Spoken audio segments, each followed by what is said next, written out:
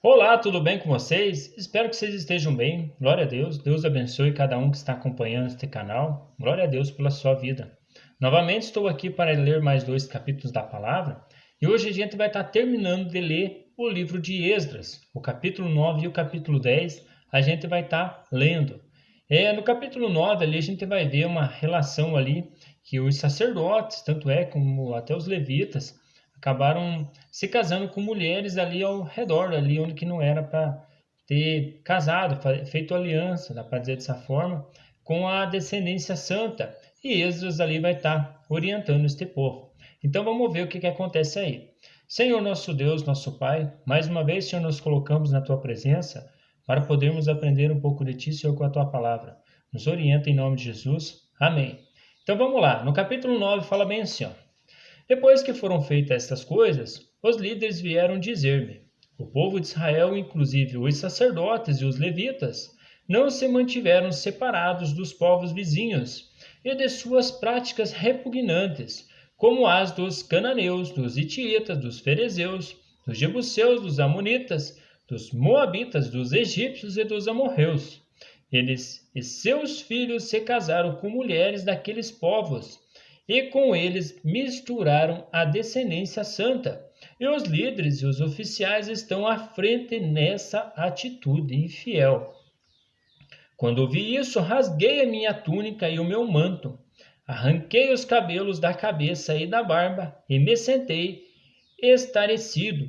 Então todos os que tremiam diante das palavras do Deus de Israel, reuniram-se ao meu redor por causa da infidelidade dos exilados. E eu fiquei sentado ali, estarrecido, até o sacrifício da tarde. Então, na hora do sacrifício da tarde, eu saí do meu abatimento, com a túnica e o manto rasgados, e caí de joelhos com as mãos estendidas para o Senhor, o meu Deus, e orei. Meu Deus, estou por demais envergonhado e humilhado para levantar o rosto diante de ti. Meu Deus, porque os nossos pecados cobrem a nossa cabeça e a nossa culpa sobe até os céus. Desde os dias dos nossos antepassados até agora, a nossa culpa tem sido grande. Por causa dos nossos pecados, os nossos reis, os nossos sacerdotes, temos sido entregues à espada e ao cativeiro, ao despojo e à humilhação, nas mãos de reis estrangeiros, como acontece hoje.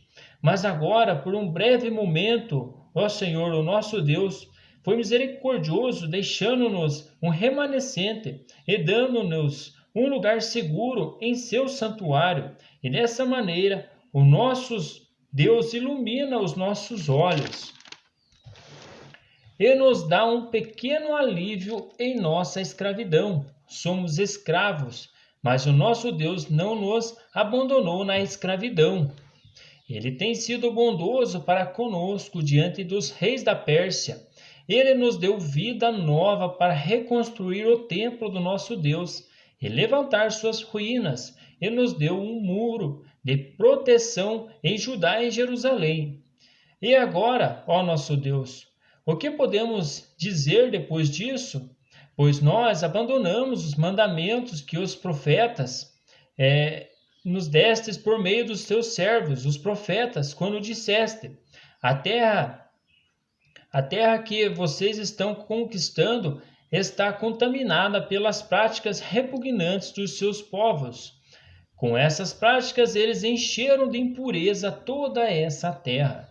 Por isso, não deem as suas filhas em casamento aos filhos deles, nem aceitem as filhas deles para os filhos de vocês.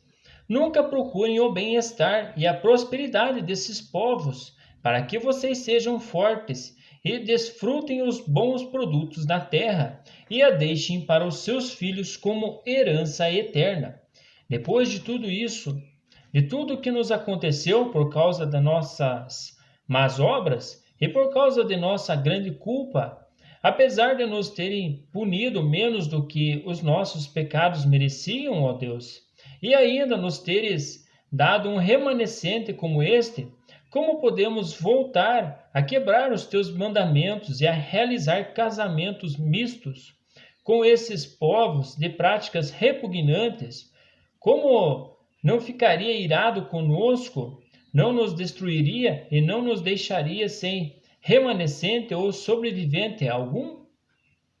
Ó Senhor, Deus de Israel, tu és justo e até hoje nos deixastes sobreviver como um remanescente. Aqui estamos diante de ti, com a nossa culpa, embora saibamos que, por causa dela, nenhum de nós pode permanecer na tua presença. Enfim, ele foi justo ali, né, sincero na oração dele. Ele até reconheceu como eles foram exilados, foi por causa de práticas repugnantes. E agora o povo, de antemão, já estava ali, fazendo aliança com outros povos, até os sacerdotes, os levitas, e ele rasgou o coração ali, falando com o Senhor. Enquanto Esdras estava orando e confessando, chorando, prostrado diante do templo de Deus, uma grande multidão de israelitas, homens, mulheres e crianças, reuniram-se em volta deles.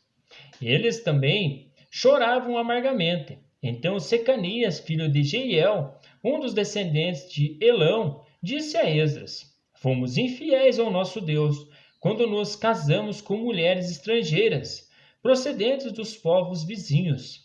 Mas apesar disso, ainda há esperança para Israel. Façamos agora um acordo diante do nosso Deus e mandemos de volta todas essas mulheres e seus filhos, segundo o conselho do meu Senhor, e daqueles que tremem diante dos mandamentos do nosso Deus. Que isso seja feito com conformidade com a lei. Levante-se esta questão, está em suas mãos, mas nós a apoiaremos. Tenha coragem e mãos à obra. Então eles decidiram mandar de volta essas mulheres aí que eles tinham pego aí e com seus próprios filhos, né? Digamos, mandar de volta aí para o lugar de onde que elas vieram. Esdras levantou-se e fez os sacerdotes principais, os levitas e todo Israel jurarem que fariam o que fora sugerido, e eles juraram. Então Esdras retirou-se de diante do templo de Deus e foi para o quarto de Joaná, filho de Eliasibe. Enquanto esteve ali, não comeu nem bebeu nada, lamentando a infidelidade dos exilados. Fez-se então a proclamação em todo Judá e em Jerusalém. Convocamos todos os exilados a se reunirem em Jerusalém. Os líderes e as demais autoridades tinham decidido que aquele que não viesse no prazo de 3 dias perderia todos os seus bens e seria excluído da comunidade dos exilados. No prazo de 3 dias, todos os homens de Judá e de Benjamim tinham se reunido em Jerusalém, e no 20º dia do 9º mês, todo o povo estava sentado na praça que ficava diante do templo de Deus. Todos estavam profundamente abatidos por causa da reunião e também porque chovia muito. Então o sacerdote Esdras levantou-se e lhe disse: Vocês têm sido infiéis, vocês se casaram com mulheres estrangeiras, aumentando a culpa de Israel. Agora confessem seu pecado ao Senhor, o seu Deus, dos seus antepassados, e façam a vontade dele. Separe-se dos povos vizinhos e das suas mulheres estrangeiras. A comunidade toda respondeu em alta voz: Você está certo, devemos fazer o que você diz. Mas há muita gente aqui, e esta é a geração das chuvas. Esta é a estação das chuvas. Por isso, não podemos ficar do lado de fora. Além disso, essa questão não pode ser resolvida em 1 dia ou 2, pois foram muitos os que assim pecaram. Que os nossos líderes decidam por toda a Assembleia. Depois que cada homem de nossas cidades que se casou com mulheres estrangeiras venha numa data marcada, acompanhada dos seus líderes e juízes de cada cidade, para que se afaste de nós o furor da ira do nosso Deus por causa desse pecado. Somente Jonatas, filho de Azael, e Geazias, filho de Ticavá, apoiados por Mesulão e os levitas Sebetai, discordaram, e o levita Sibetai discordaram. E assim os exilados fizeram conforme proposto. O sacerdote Esdras escolheu chefes de família, um de cada grupo de famílias, todos eles chamados por nome, e no primeiro dia do 10º mês, eles se assentaram para investigar cada caso. No primeiro dia do primeiro mês, terminaram de investigar todos os casos de casamento com mulheres estrangeiras. Entre os descendentes dos sacerdotes, estes foram os que se casaram com mulheres estrangeiras. Entre os descendentes de Jesua, filho de Josadaque e de seus irmãos, Maaseias, Eliezer, Jaribe e Gedalias, eles apertaram as mãos em sinal de garantia de que iam despedir suas mulheres, e cada um apresentou um carneiro do rebanho como oferta pelo pecado de sua culpa. Entre os descendentes de Imer, Anani e Zebadias; entre os descendentes de Arim, Maaseias, Elias, Semaias, Jeiel e Uzias; entre os descendentes de Passur, Elioenai, Maaseias, Ismael, Natanael, Josabade e Eleasa; entre os levitas, Josabade, Simei, Quelaías, também chamado Quelita, Petaías, Judá e Eliezer; entre os cantores, Eliasife; entre os porteiros, Salum, Telém e Uri; e os outros israelitas. Entre os descendentes de Paros, Ramis, Gesias, Malquias, Miamim, Eleazar, Malquias e Benaia; entre os descendentes de Elão, Matanias, Zacarias, Jeiel, Abdi, Jeremote e Elias; entre os descendentes de Zatu, Elioenai, Eliasibe, Matanias, Jeremote, Zabade e Aziza; entre os descendentes de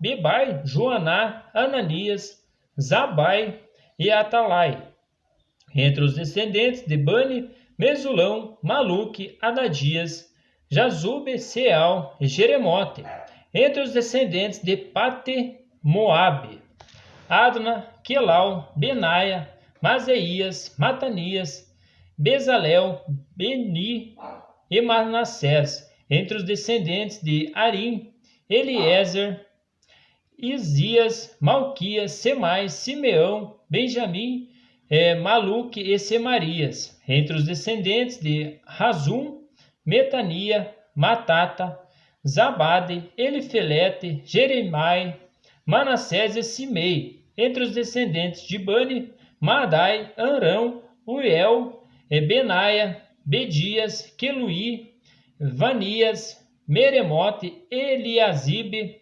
Matanias, Metenai e Jaazai; entre os descendentes de Binu, Simei, Selemias, Natã, Adaías, Macananai, Sazai, Sarai, Azarael, Selemias, Semarias, Salum, Amarias e José; entre os descendentes de Nebo, Jeiel, Matitias, Zabade, Zebine, Jadai, Joel e Benaia. Todos esses tinham se casado com mulheres estrangeiras, e alguns deles tiveram filhos dessas mulheres. Enfim, aí termina o relato aí dessas pessoas aí que tinham se casado aí com mulheres estrangeiras. E ali o Zorobabel, ali, ele, de alguma forma, ali a gente viu o contexto, ele falou para o povo estar devolvendo essas mulheres aí com seus próprios filhos, né? Enfim, tá aí o desfecho desse livro de Esdras. Um grande abraço para vocês, fiquem com Deus e até as próximas leituras. Até mais!